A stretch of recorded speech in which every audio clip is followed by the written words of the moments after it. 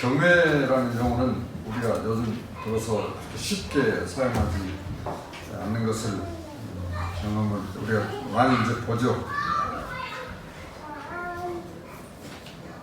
성경에서는 하나님과 사람 사이에 꼭 있어야 할 자세가 있다고 하면 그것이 바로 경외라고 이렇게 말하고 있습니다. 즉 하나님을 믿는 자들에게 그 내면 중심에 있는 마음으로 공경하고 어려워하고 또 두려워하는 그런 그 마음 상태를 하나님을 경외하는 하나님 앞에 우리에 세워져 있는 그런 자세를 말합니다. 하나님을 믿는 자들에게 그 신앙의 한 표현으로 하나님에게만 사용할 수 있는 경외함, 하나님을 경외함. 그러나 우리는 많이 사용하지 않죠. 이것은 무서움과 공포로서가 아니라 하나님의 주권과 하나님께 영광을 돌리고 그것을 인정하는 자가 가지는 거룩한 두려움, 즉 경건한 공경심을 말을 하겠습니다. 따라서 경외라는 말은 존경하는 마음으로 삼가 조심함이란 의미가 담겨 있습니다. 느헤미야 7장 2절에 보면 내 아우 하나냐와 영문에 관한 하나냐가 함께 예루살렘을 다스리게 하였는데 하나냐는 충성스러운 사람이요 하나님을 경외함이 무리 중에 뛰어난 자라 그랬어요. 쉽게 그냥 믿음 좋다, 믿음이 무리 중에 가장 좋다, 그런 표현도 될 수 있겠지만 어떻든 하나님을 경외함이 무리 중에 뛰어난 표현이 있습니다.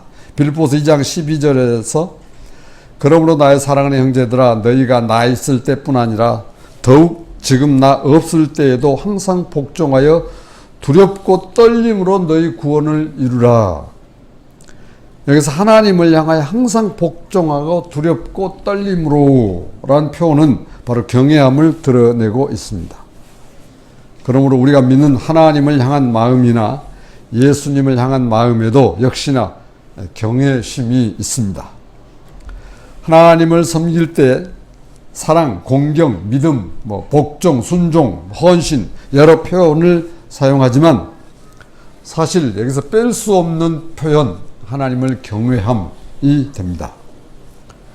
요셉이 가족과 고국을 떠나 이 이방 땅에서 생활하는 가운데 하나님을 경외함을 잊지 않고 있었던 것을 오늘 우리가 발견하게 됩니다. 하나님을 경외한 삶을 살았던 그 열매들이 이제 형들과 만남을 통해서 나타나게 되죠. 애굽에서 바로가 꿈을 꿨는데 어떤 사람도 바로가 꾼 꿈을 해석을 하지 못했습니다. 그래서 술 맡은 관원장이 지나간 과거의 요셉의 꿈의 해석대로 되어진 것을 자기가 그때서야 생각이 났어요.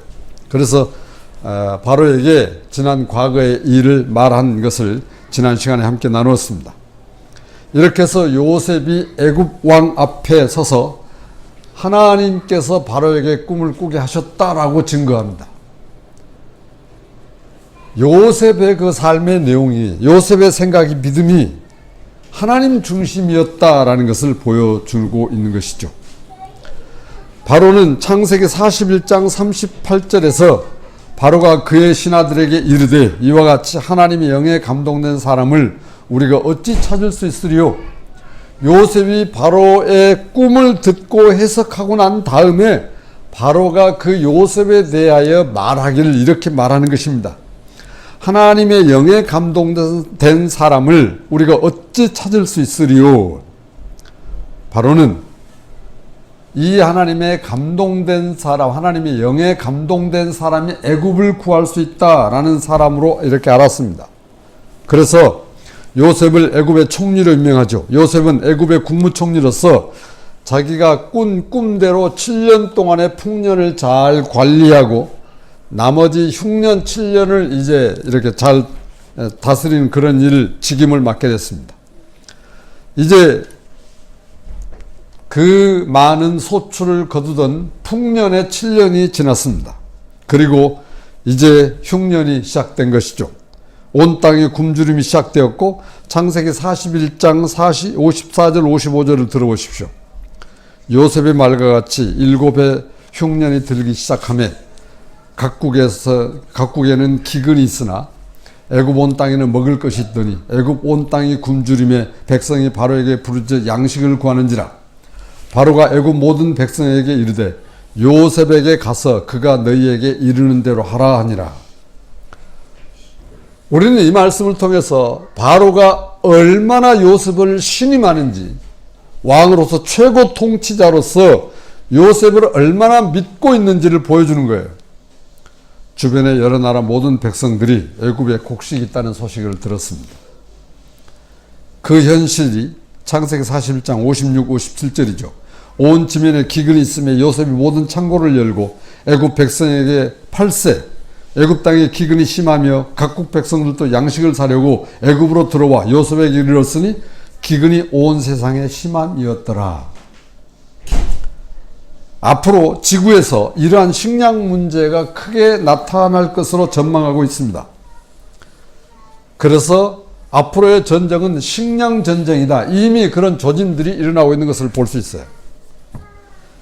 기근이 임하거나 또는 지구 인구의 3분의 1이 굶주리고 있다는 것을 여러분들은 뉴스를 통해서 듣고 아시는 그런 현실입니다.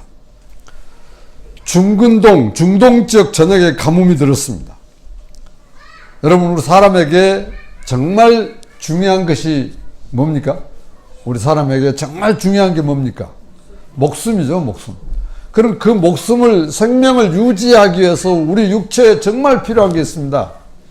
그것이 바로 식량이죠. 양식입니다. 어떤 사람도 이 먹는 문제 왜 사느냐 물었더니 먹기 위해서 산다라고 이렇게 답하는 이들도 있어요. 그만큼 먹는 것이 중요하다는 것을 말하죠. 창세기 42장 1절 2절을 함께 보겠습니다. 창세기 42장 1절 함께 보십니다. 시작. 그때 야곱이 애굽에 곡식이 있음을 보고 아들들에게 이르되 너희는 어찌하여 서로 바라보고만 있느냐. 야곱이 또 이르되 내가 들은즉 저 애굽에 곡식이 있다 하니 너희는 그리로 가서 거기서 우리를 위하여 사오라. 그러면 우리가 살고 죽지 아니하리라 하며. 자, 곡식이 없으면 어떻게 된다고 마지막에 야곱이 말을 합니까? 곡식이 없으면 죽는다라고 말하고 있어요. 죽지 않기 위해서는 양식이 필요하다, 곡식이 필요하다는 것을 말하는 거죠. 야곱도 역시나 애굽에 곡식이 있다는 소문을 듣고 아들들에게 명령을 내립니다. 너희가 어찌하여 바라만 보고 있느냐? 너희가 지금 나이가 몇인데 내가 뭘 너희에게 해줄 것을 그렇게 보고 있느냐, 그런 거예요. 너희들도 소식을 듣지 아니하느냐? 야곱은 이제 아들들에게 애굽에 가서 곡식을 사오라고 독촉합니다. 죽지 않기 위함이고 모두가 살기 위한 일이라는 것을 보여줍니다. 아버지의 강력한 권고로 야곱의 아들들이 곡식을 사러 애굽으로 출발합니다. 자, 3절 5절 한번 보시죠. 3절부터 5절입니다. 요셉의 형 10사람이 애굽에서 곡식을 사려고 내려갔으나 야곱이 요셉의 아우 베냐민은 그의 형들과 함께 보내지 아니하였으니 이는 그의 생각에 재난이 그에게 미칠까 두려워함이었더라. 이스라엘의 아들들이 양식 사러 간 자 중에 있으니 가나안 땅에 기근이 있습니다. 자, 야곱이 누구를 안 보냈습니까? 베냐민을 안 보냈습니다. 왜 베냐민을 안 보냈어요? 그에게 재난이 미칠까 두려워했다. 그러면 왜 베냐민에게 재난이 미치는 것을 두려워했느냐? 베냐민의 그 형이 이미 어떤 재난이 미쳤다라는 것을 보여주고 있어요. 그래서 곡식을 사러 갔다가 베냐민마저 죽으면 야곱의 입장에서는 이게 너무 힘든 상황이 그렇게 일어나게 되는데, 사실 야곱이 편애를 하고 있는 것이죠. 뭐 요셉 베냐민만 귀한 아들입니까? 나머지 아들은 뭐 아들 아닙니까? 근데 요셉과 라헬은 야곱의 부인이 4명이고 그 라헬이 가장 사랑하는 아내였다는 걸 여러분 이미 이제 우리가 들어서 아는 바고, 그래서 그 라헬의 혈육을 생각하는 그것이죠.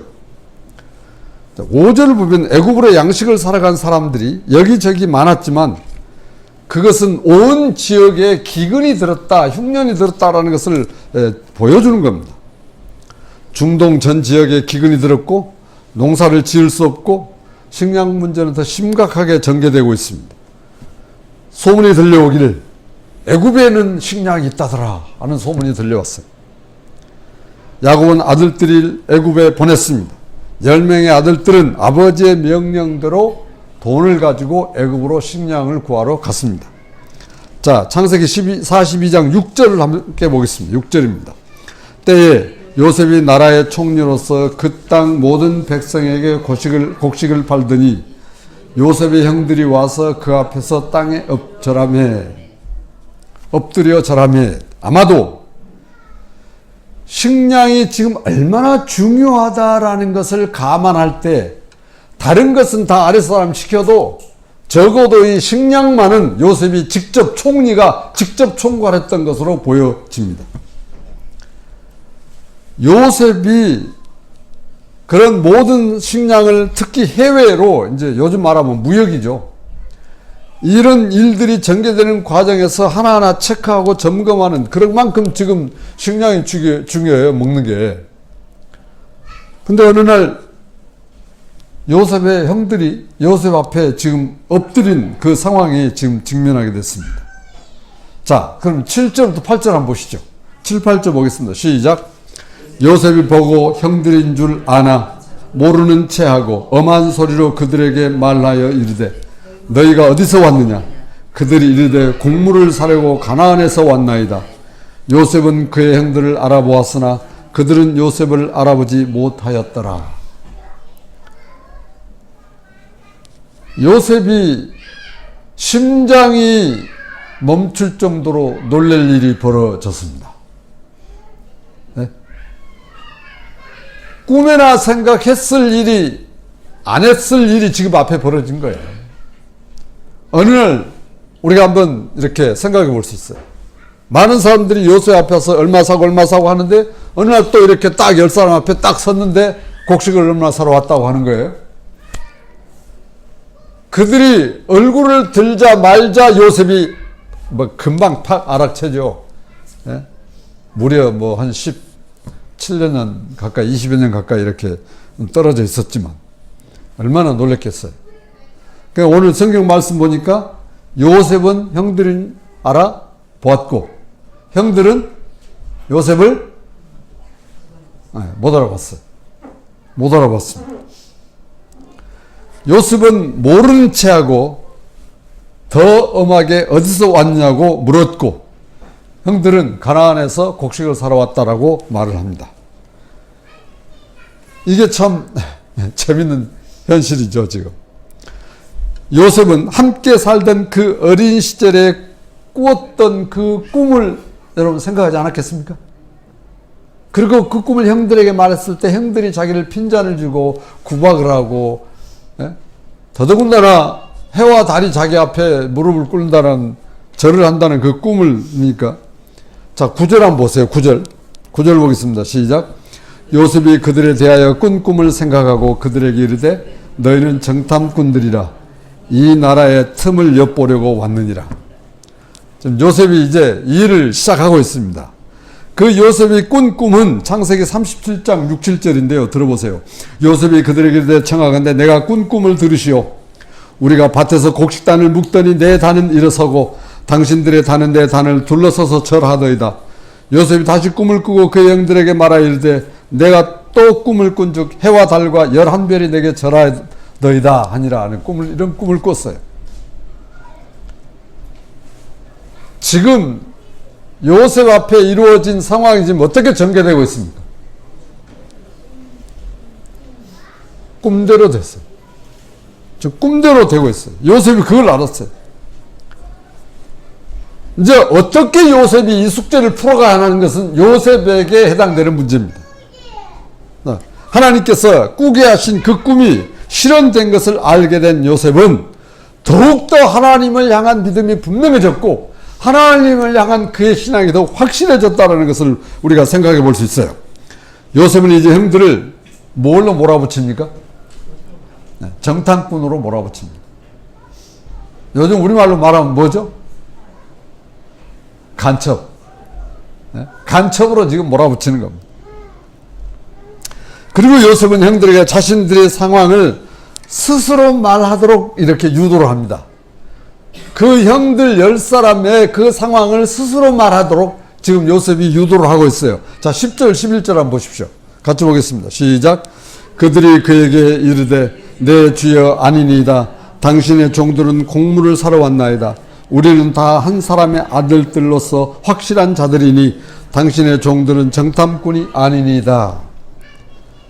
정탐꾼이라고 말하니까 그 10사람이 지금 자기들이 살아오면서 처음 듣는 말이잖아요. 그 누구도 그 요셉의 아들들에 대해서 간첩이라고 말한 사람이 없었어요.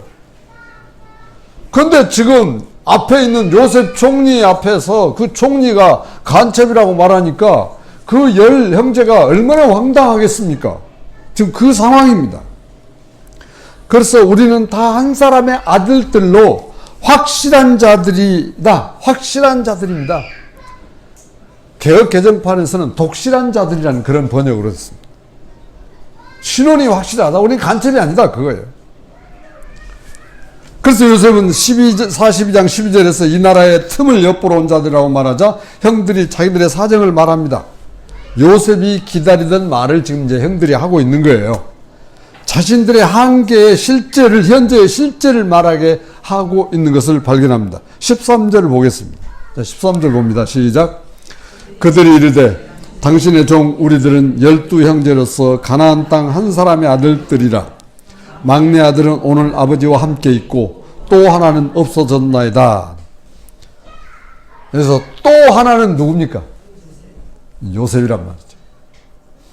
지금 형들이 사실대로 이야기하고 있는 거예요. 그러니까 요셉이 형들이 속이지 않고 사실대로 말하고 있다는 것을 지금 듣고 보고 있는 거예요. 자, 14절에서 13절에 형들의 말을 꼬투리 삼아 내가 너에게 정탐꾼이라 한 말은 이것이니라 라고 했어요. 자, 13절을 보세요.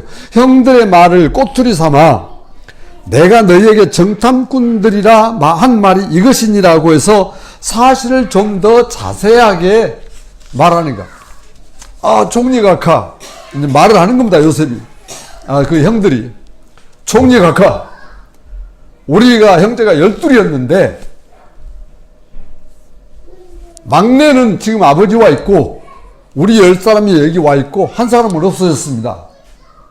그렇게 말하니까 요셉이 좀 더 자세히 말해라 그거예요. 뭐 좀 확실하게 내가 알도록 좀 말을 해라. 자, 15절을 보겠습니다. 15절 시작. 너희는 이같이 하여 너희 진실함을 증명할 것이라.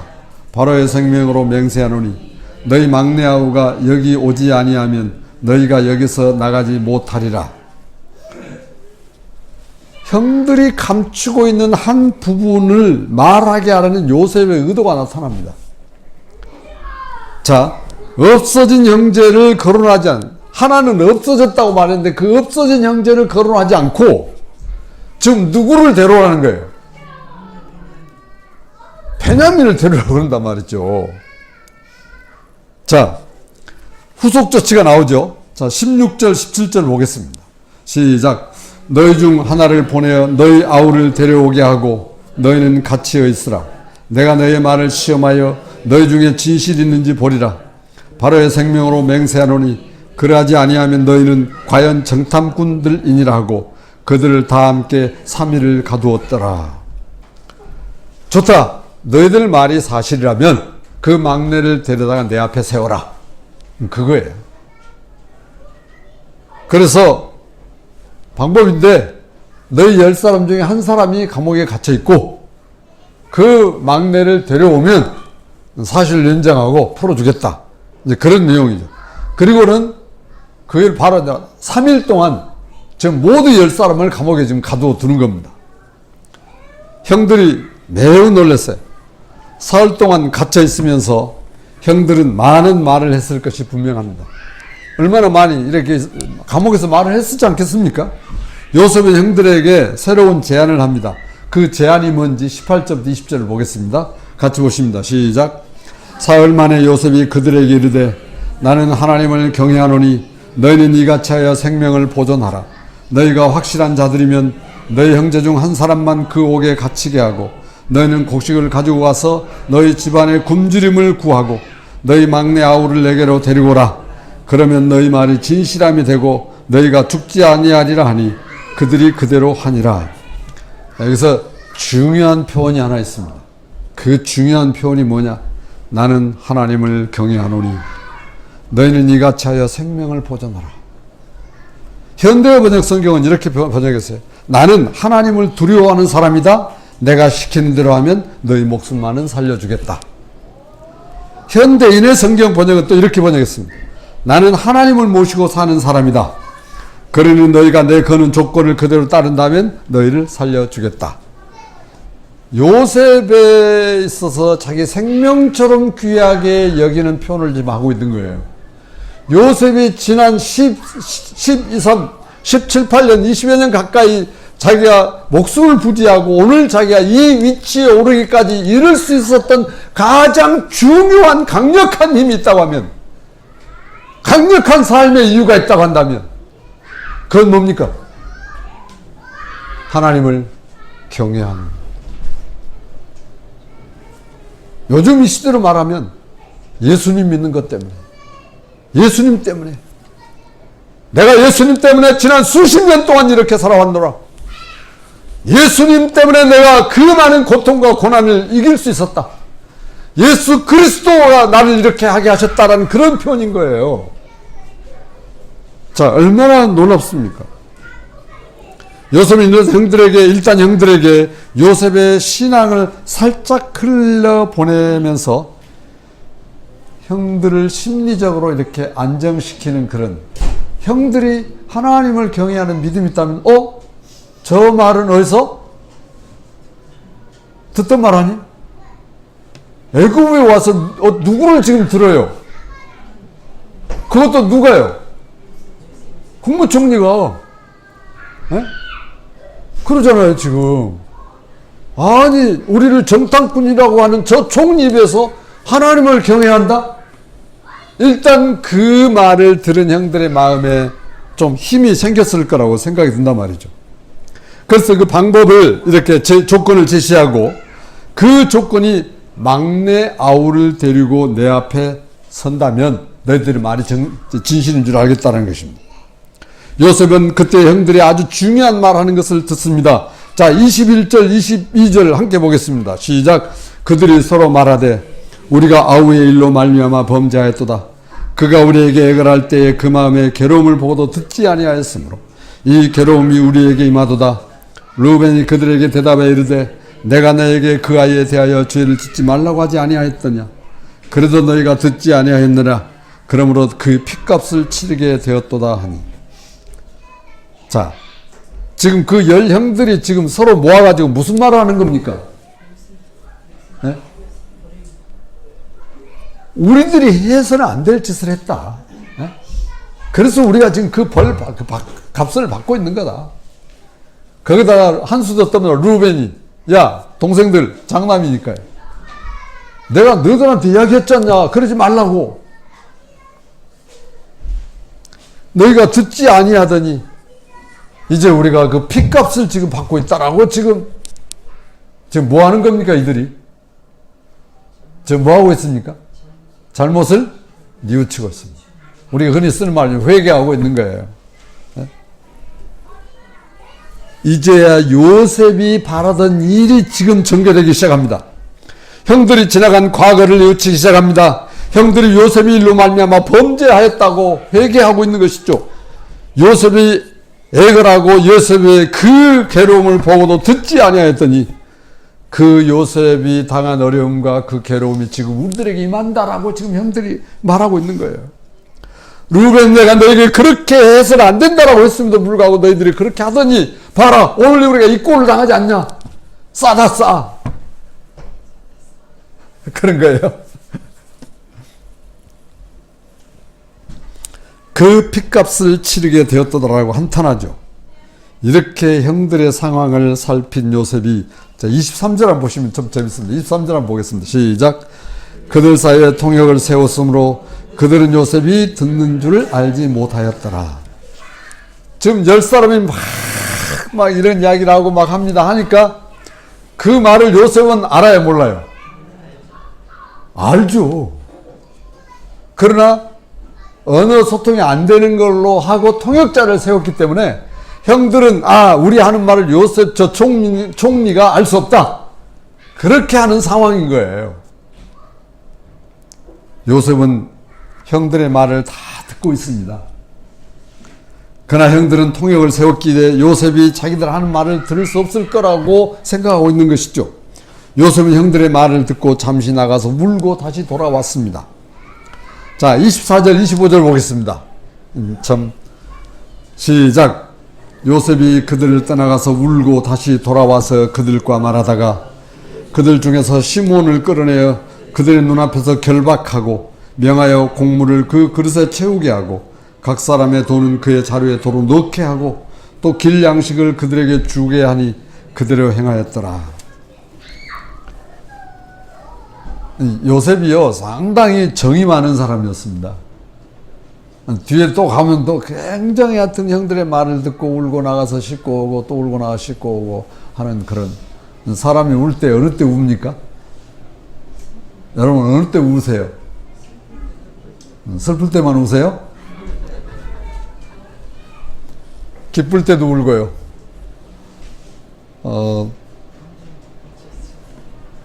요셉 입장에서 볼 때 그리던 형들이 눈앞에 왔으니까 당장 신분을 밝히고 싶지만 지금 그렇지 않는 거예요. 왜? 형들이 자기를 맞이할 준비가 안 된 거예요, 지금요.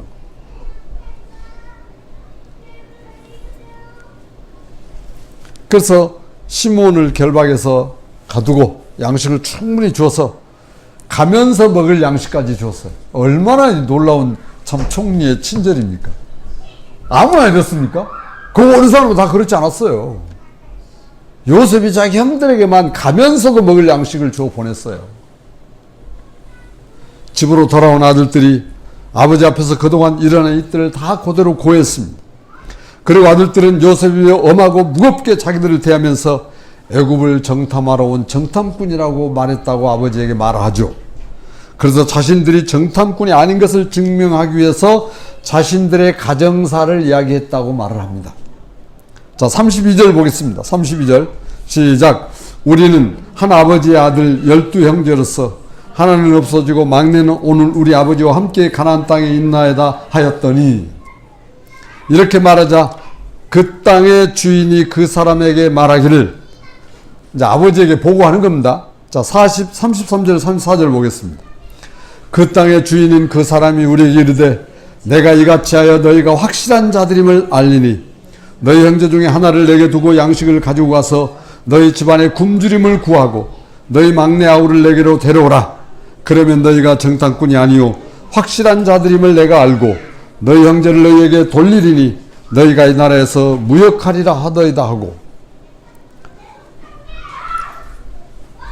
결국 요셉은 아버지를 비롯해서 모든 가족들을 다 만나려고 하는 그런 의도를 사실 드러내고 있는 거예요.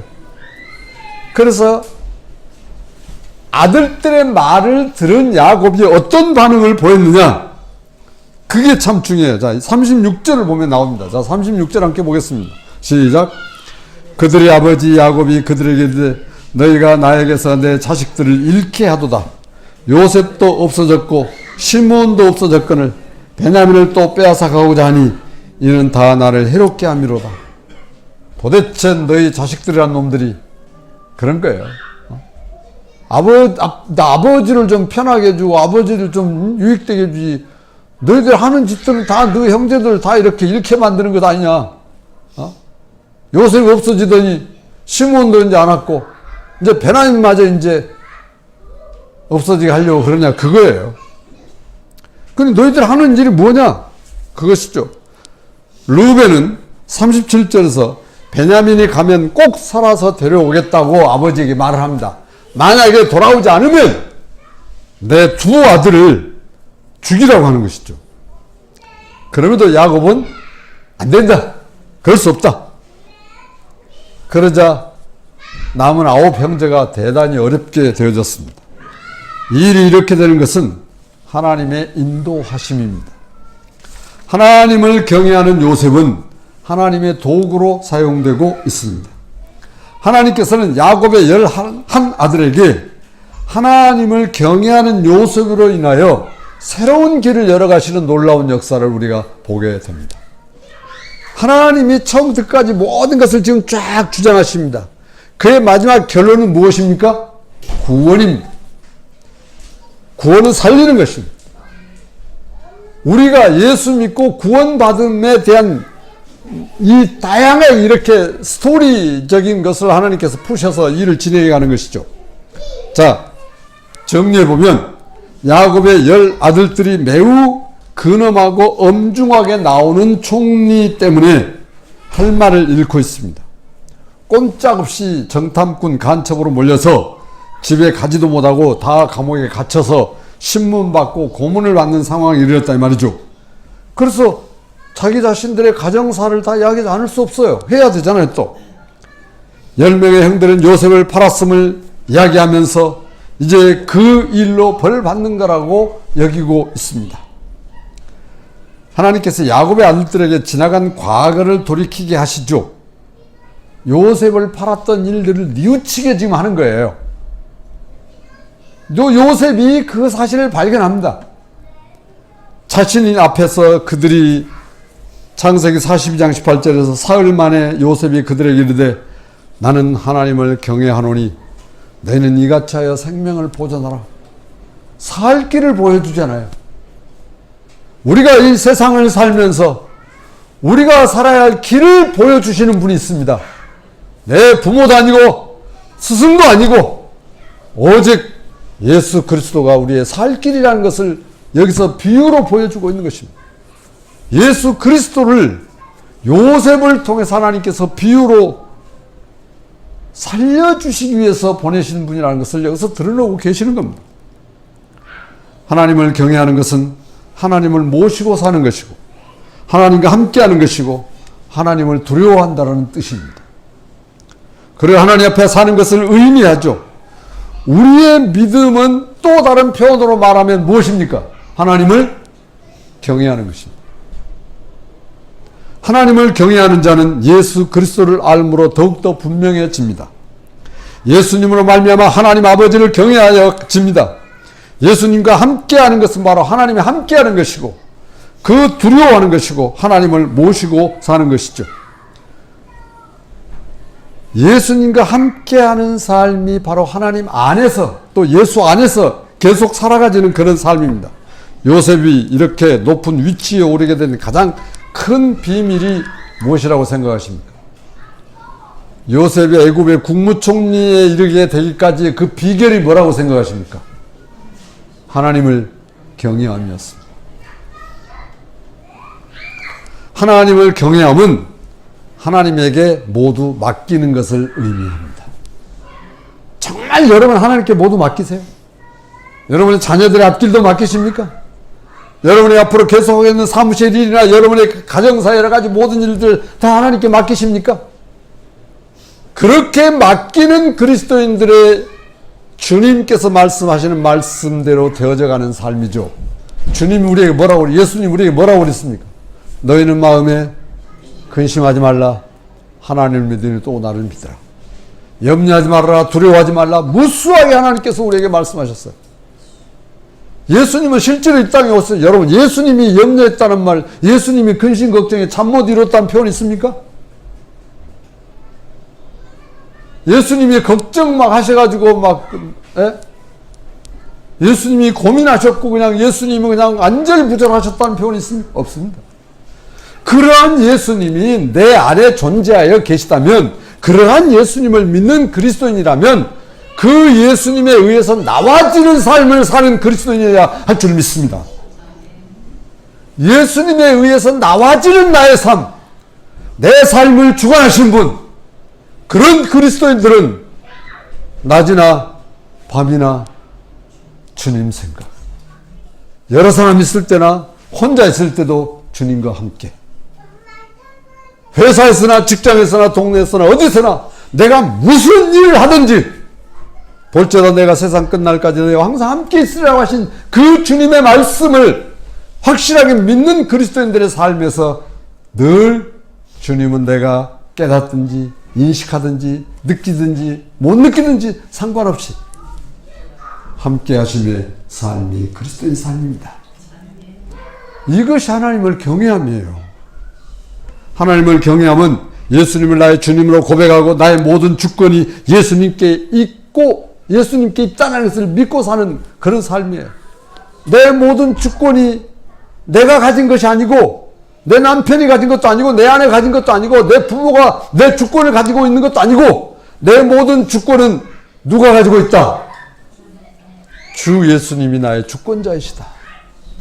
그것을 고백하는 것이 오늘 우리의 고백이에요. 내가 그리스도와 함께 십자가에 못 박혔노니 그런즉 이제는 내가 산 것이 아니요 오직 내 안에 그리스도께서 사신 것입니다. 그렇습니다, 주님.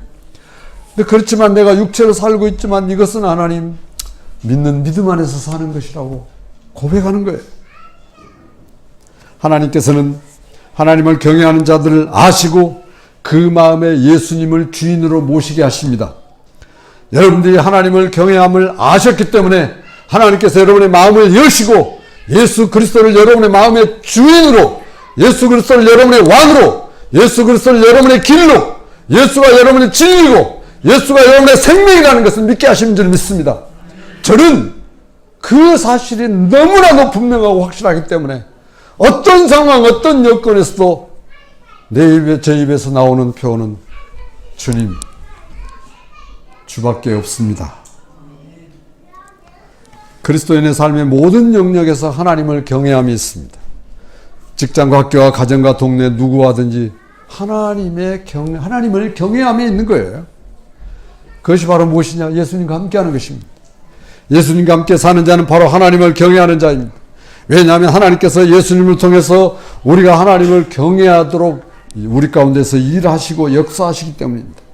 예수를 알고 예수를 믿는 자들은 하나님을 경외하여 집니다.